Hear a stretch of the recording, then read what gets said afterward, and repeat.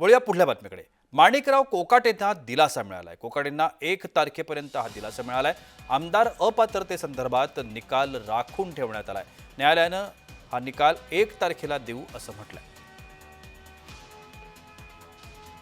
माणिकराव कोकाटे यांच्या बाबतीतला हा जो निर्णय आहे तो निर्णय 1 तारखेपर्यंत राखून ठेवण्यात आलाय। आमदार अपात्रते प्रकरणातला हा निकाल आहे। त्यामुळे आता 1 तारखेची सगळ्यांना प्रतीक्षा आहे। 1 तारखेमध्ये माणिकराव कोकाटे यांच्या संदर्भातला निर्णय काय होतो, न्यायालय काय निकाल देतं हे पाहणं महत्त्वाचं ठरणार आहे।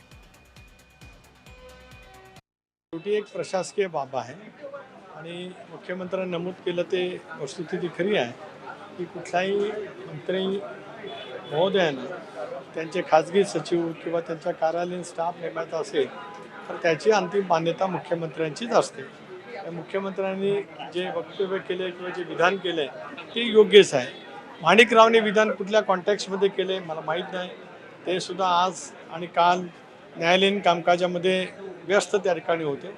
एकदा माझी भेट झाल्यावर मी नक्की त्या वतीमध्ये बोलेन, परंतु ही छोटी प्रशासकीय बाब आहे, मंत्रिमंडळाच्या अंतर्गत आहे, या विषयावरती का अधिक बोलण्याचं